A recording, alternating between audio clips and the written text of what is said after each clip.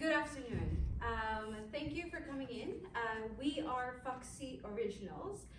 We have a problem at hand, but first let me introduce you to our company. We are a jewelry company that believes that fashion should imitate life, where it's unique and fun and playful. So we create unique designs that matches the personalities also of our target customers. And right now, our target customers are females or ladies between 20 to 45 years old. And we have come a long way from 1998, from when we started with just the two of us. Now we are catering the markets in US, in Canada, and hopefully worldwide too, since we are opening up our online platform for direct sellers. So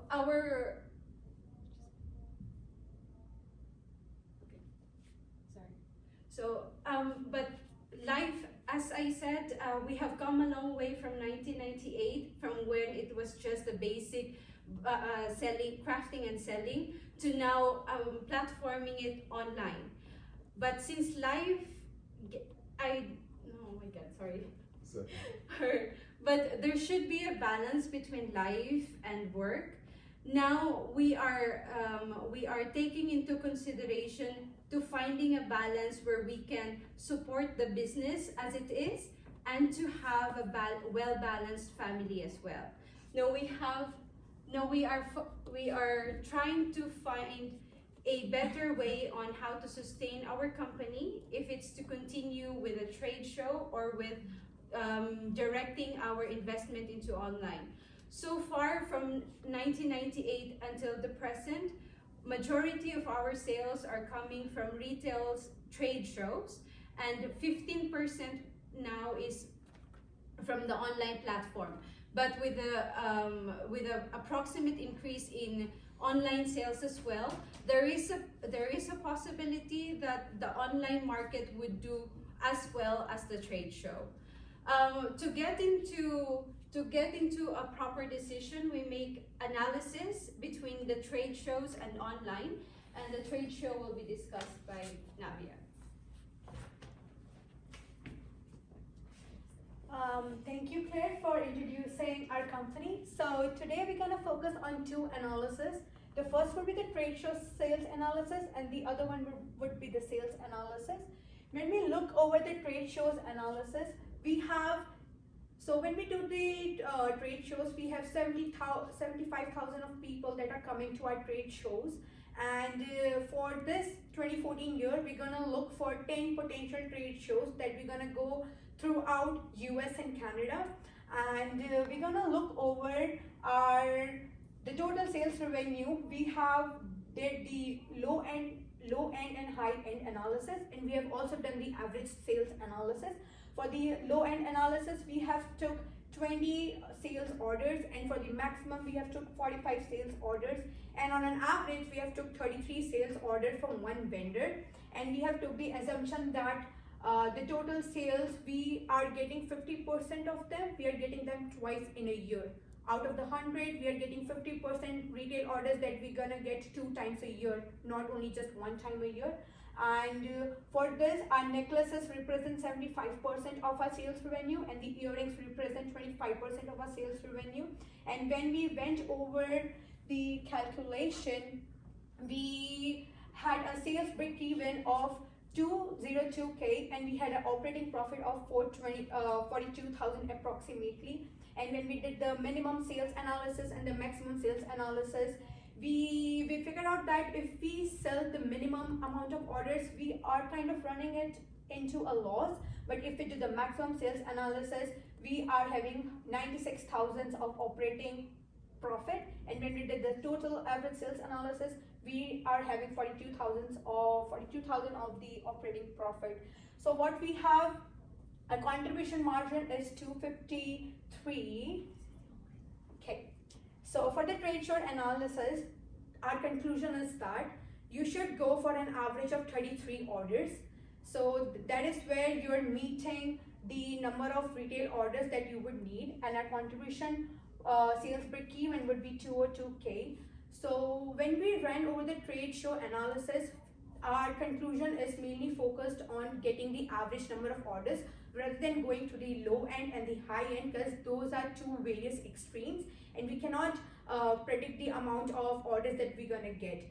And when we look over our Foxy original companies, the number of vendors that we're getting, so when we do the show, we're getting 75,000 of customers. So there are a lot of retail clients, retailers that gonna order from us.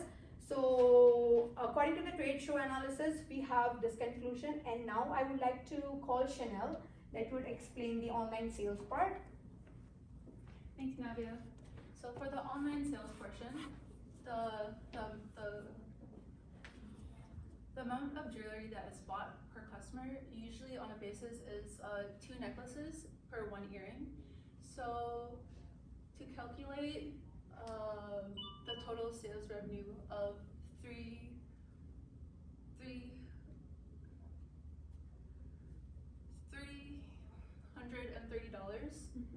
we took the okay. You can stop. Relax. Oh, I gotta stop it.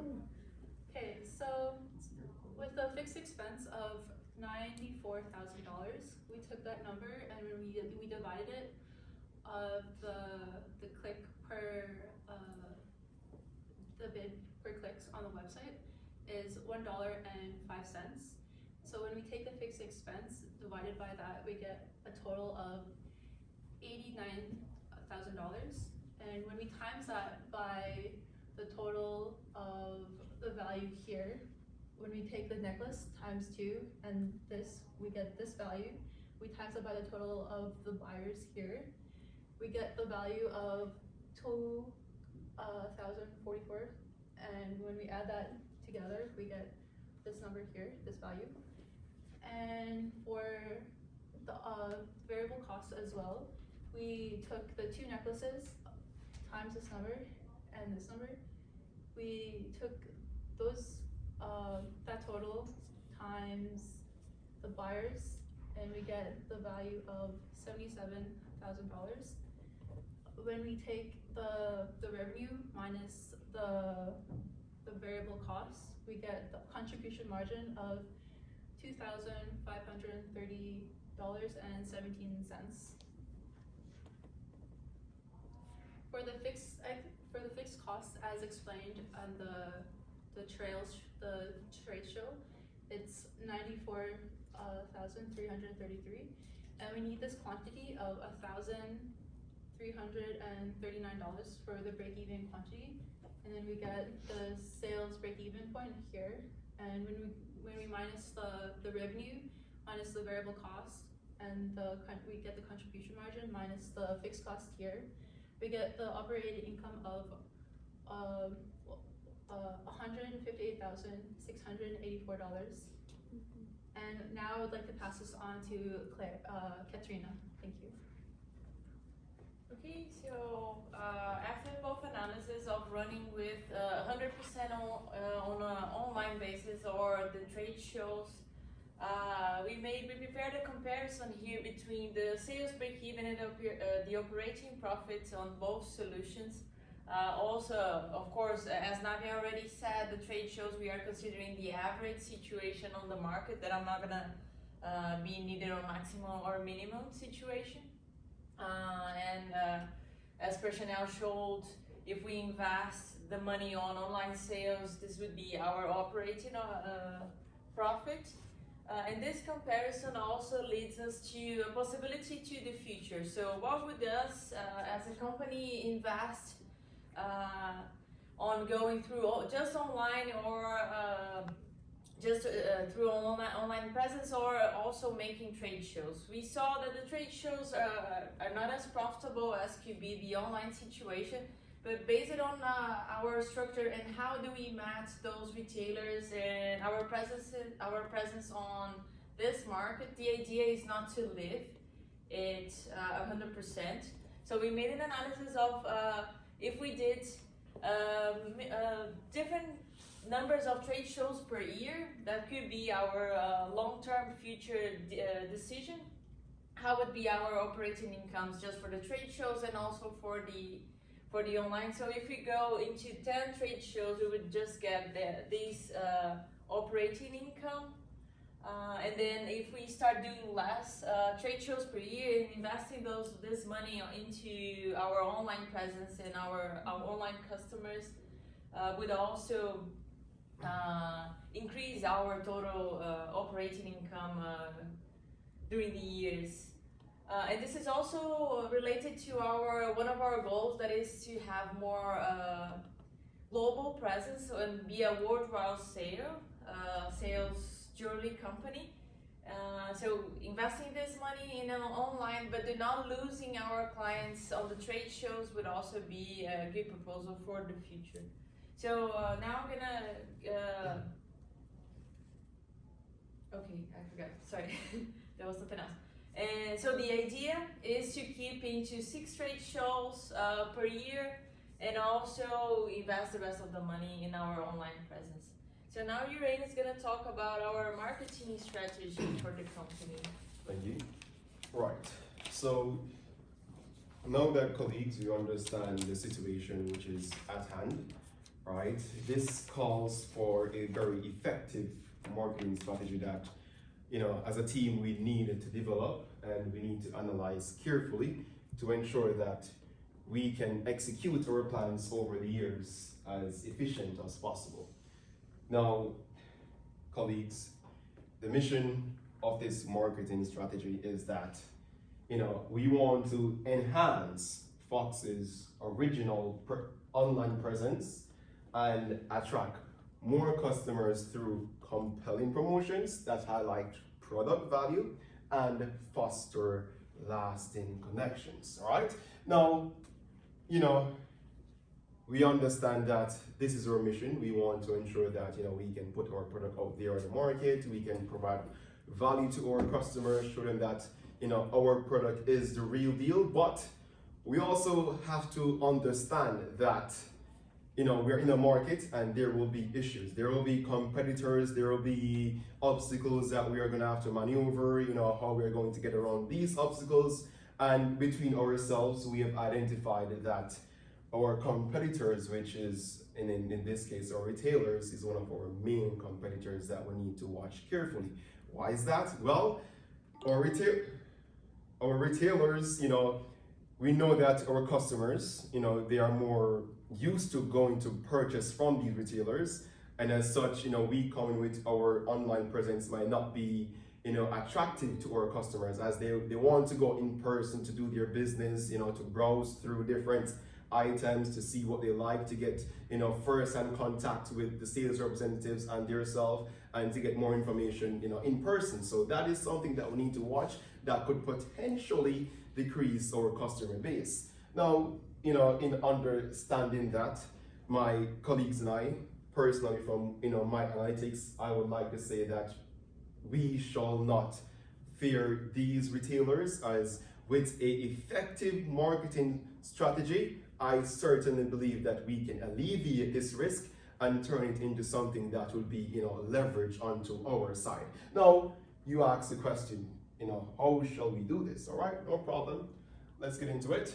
So we understand that we are in a time where social media is now becoming much more popular, right? We see that, approximately 76% of females, are now using social media platforms. And this has also increased to 89% if we should go a little bit down more in the ages from 18 and 40 years. We see that, hey, 89% of females are using this social media platform, and these persons, these females, they are our target audience that we want to grab in our business. So what do? Well, just as we believe in, as a team, as our colleague, we believe in that, hey, like life, fashion should be built based upon fun. It should be bright, and it should also be full of excitement. So as a company, we want to attract these values. We want to adopt these values into our promotions. We want to create exciting advertisements. We want to create advertisement that will be, something where it will bring life to people. They want to see what we have to offer, what we have to give to them. We want to create advertisement that, when someone sees the advertisement, you're like, I'm interested. This seems very exciting. Let me get more information, right? Now, that will not only increase our clicks per sale, right? But it will also increase persons wanting to try out our products from these online websites, right? So if we have our website set up and we have maximizing the use of our, social media platforms, maybe Facebook, Instagram, then we can see where, okay, we have this, whatever advertising means that we should use. Maybe it will be in the form of a video, maybe it will be in the form of posters. We want to ensure that we are putting ourselves out there in that online presence, in that social media format presence, and ensuring that we can get the customers to click on our product and scroll through our website, see what we have to offer, and ensure that we can get them to, buy our products, buy our value. And, in turn, as a business, we want to ensure that we are giving them the quality that we promised on our flyers and our promotion videos, whatever means that we use. Now, through this, look at it. We mentioned earlier, among ourselves that right now, currently averaging, we are doing 4% of buyers per clicks, right? Of our total buyers, it's coming out that 4% are actually purchasing our products. But if we can bring life to our promotions team, if we can bring more excitement in our promotions, then trust you, believe me, that we shall see an increase from 4% to maybe even 10%, and this shall result in more sales revenue from our online platform. And as we go even further on in the future, we can see where it's mentioned, based on our analytics, that it stated earlier that retail sales worldwide is $22 trillion, of which 5.9% currently is in online sales. That's approximately $1.3 million right now in online sales. And based on projections, we projected that by 2018, it shall increase to 8.8% in online sales, which would result in $1.9 trillion. Now, colleagues, look at it. This is where the world is moving right now. This is where technology is going. We are seeing where persons are becoming more familiar with this online sales platform.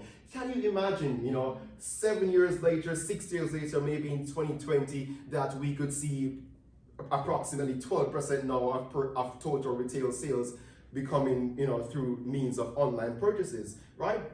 Imagine what that could mean for our business and our venture off into, doing online sales. Now, as, we mentioned earlier, we are not going to stop the trades. We're not going to stop going to trade shows.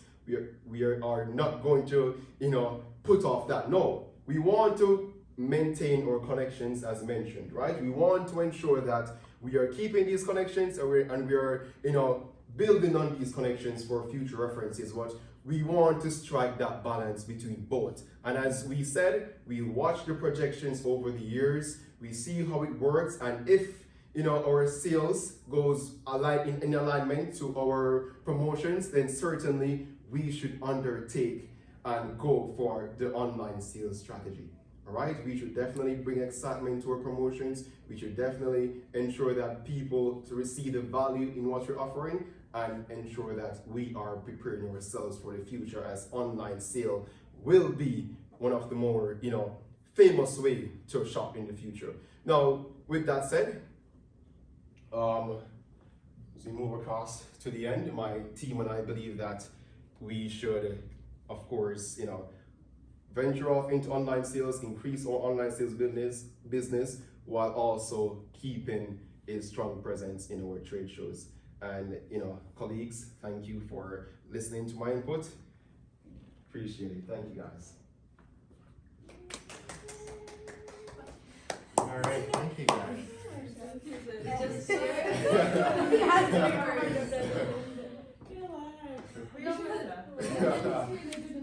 It's finally over. We all took 10 minutes. You took 10. I was like, hold on, we have to use up some more time. I was like, come on. I think I stopped on Yeah. 11 minutes and then you took 9. Yeah, you But it's know. okay. You did great. Your introduction was so perfect. No, it's not. It was so beautiful. Okay. All right, so you guys used 19 minutes and 24 seconds. So you still had about 30 seconds there you guys could have utilized for sure. In terms of individual timings, if you guys want, first was 2 minutes 33, second was 3 minutes 10, third was 2 minutes 50, fourth was 2 minutes 40, and then the balance of the time was It's great. You were in 10 minutes. yeah, 8 minutes and 9 seconds. So, before I get too much into it, just on that note, just try and balance out your time a little bit more. Right. So, overall, I think great job, guys. You had, I believe it was 4 hours to practice, For prepare. To analyze. to analyze and Yeah. come up with the Yeah. Read the presentation. case, So, do yeah. First time too as a group. yeah, no, so that's fantastic. I think you guys did a pretty good job for the amount of time you had. And I liked your PowerPoint slides in terms of, I didn't find any of them to be overly busy. So the information was fairly clear on the PowerPoint slides, so that was good. And I did like how you guys had kind of a clear statement as to what you guys were trying to solve. So, do you guys want questions or do you just want feedback in general? I think it's both. Both? Yeah, both. both. Questions both. would be good. I think we can Yeah, explain more of exactly. our analysis if you Exactly, ask yeah, questions. Okay. So, I deliberately did not read the case. Okay. Because I wanted to see if I'm coming in, what am I getting from the presentation without any background whatsoever. So if you want to just start from your first slide. Okay, so the first thing I noticed was jewelry company is spelled wrong. Yay, my first birthday. Guys, I have a problem with this. You're gonna need to take a look on all of my slides. First, because I'm terrible with English too. I have dyslexia, sometimes I do the things with the words and with the numbers. So Sorry. anyways, not a big deal, but just because it's a jewelry company, that's the first word I kind of saw, and I'm like, okay. And I'm not saying I'm a great speller either. Yeah. I use spell check like no tomorrow, but definitely just keep that in mind. So you kind of did a little bit of an intro for me in terms of kind of what the company is doing. You said it's a jewelry company focusing on diverse products, targeting professional women. And again, I'm just kind of going off your slides, and then you basically, so the first thing I wanted to ask you too is who were you presenting to? To ourselves as To ourselves, group. because we are Foxy Original and we are evaluating our own strategy for 2015. Okay, so are you consultants hired by the company or are you internal to the company? We are Internal. internal to the company. Okay, and so who's the CEO or owner of the company? So the background of this company is that Foxy Original has 2 partners, Okay, and those 2 partners are evaluating their own strategy. So we are kind of Yeah. discussing it Yeah, among ourselves. yeah. okay, Yeah. okay, so that's fine. Generally speaking, and again, I haven't read the case, so just take this for what it is. Generally speaking, you guys would have been a Consulting firm. consulting firm helping the owners decide, right? Helping them Oh. provide the options. Again, I haven't read the case, so again, if you guys are talking amongst yourselves and you're trying to pretend like you're both owners, that's fine, but generally, Yeah. like I said, Yeah, we were wondering too, but then we realized that, that's how it is. Because usually it's like what you were saying, we hire someone, do it, but then we realize that, that's not a case where you're hiring someone to come in. It's just among our partners. yeah, so generally, again, I haven't read the case and I'll read it Oh. quickly once I'm done, but, like I said, generally speaking, you would have been engaged by the owners to help them make the decision. So Right, they're yeah. talking amongst themselves typically, and I'm just going in general cases, there's usually discussions internally in terms of what they wanna do, and then they kind of leave it at that, and then you guys are basically coming in as an outside firm to basically help them pick a direction, right? So yeah, kind of good overview. So you guys gave me an idea that you guys are in US and Canada. So your problem statement, focusing online sales or trade shows. So good, I kind of understood right off the bat, okay, this is what you're trying to decide. Personally, I would have reworded that a little bit for a problem statement, but yes, it was clear, online trade shows or online sales, sorry, or trade shows is what you guys were focusing on. So that was great, so we can continue on. So analysis, okay, so great, so you guys basically are now telling me, okay, we've worked through some analysis now on looking at trade show sales and online sales analysis. You mentioned something about work-life balance as well. Yes. So it's just kind of something you mentioned, and then I kind of caught that, and I was like, okay, I'm looking to hear more about that now because you mentioned something about work-life balance, but you didn't say work-life balance. You basically just said something around Yeah. spending more So time at home. regarding that, so Foxy Original is 2 partners, and they're basically both females. Yeah. They have family. Oh no, Side to you don't have to explain. I get it. Like, Okay, okay. I get the fact that We okay. didn't mention it a Yeah, lot. yeah. Oh, okay, Yeah, so okay, you okay. you mentioned it up front, so that was great. I'm like, okay, so immediately when you said that, I started thinking, okay, so part of this is going to be focusing on which one helps me get to More- better work-life more balance, work-life balance. right? Is kind of what I clued into by hearing that comment about work-life balance, Right. right? And then you gave me a little bit of history about how you guys have historically done trade shows, which is fine. I'm not sure how relevant that would have been, like the depth of it, but that's fine. So in terms of the analysis, so I guess this is where I need a little bit of help. So I appreciate the fact that you guys kind of walked through in terms of your assumptions, in terms of what you guys did, in terms of how you came up with kind of the minimum and maximum. So that was good. So you basically had some assumptions in terms of how you generated your total revenues. I got a little bit confused when you guys started to talk about operating costs because you mentioned something about, well, I'm not sure if it was here or previous, but you said something about, or sorry, next slide, but you mentioned something about click rates on that slide. Oh, as that's well. online. Yeah, but I think I heard it here too, something about click-throughs on this slide as well. No, we don't have anything for yeah. the click. I heard something. Oh, okay. Yeah, but anyways, if you go back to the previous one. So with your operating costs, you talked. Is this one or? Trade shows? Trade shows, yeah, sorry. So with your operating costs, I wasn't clear what Operating all cost went did in. include. So what we did is we did the total sales figure, and then we had the variable cost that were the manufacturing cost, Okay. and then we deducted. Then we had the contribution margin for that. The contribution we didn't include in this slide, but we had the contribution margin. Yeah. And then for the fixed expenses, we included the registration cost for the potential shows, Okay. then the booth cost, then the setup cost, then the traveling cost, and the overall everything cost. And that is where the operating cost comes in. Okay, so that's the sum of all of that. That's sum of all of them, yes. Okay, so just my suggestion would be, Contribution margin and then fixed expenses. yeah, so just make sure that on that previous slide, if that's an all-encompassing, explain that a little bit better. Do we have Yes. anything in the slide to show the calculations? I mean, Like in that, I'm a in that little bit slides, confused like on how end? to explain the numbers more in a better way. So essentially, you just wanna say, so with operating costs, this is an all-inclusive operating cost. We took into account both the fixed and variable costs, Just as mention well what as, is included. which included, you know, the cost of setting up the booths and the trade shows, et cetera, as well as the actual core manufacturing costs, and what other overhead, whatever else goes into it, basically. You just have to speak very, just high level, but High just level. hit enough points so that they know, whoever you're presenting to knows that, okay, yes, this is an all-inclusive number, right?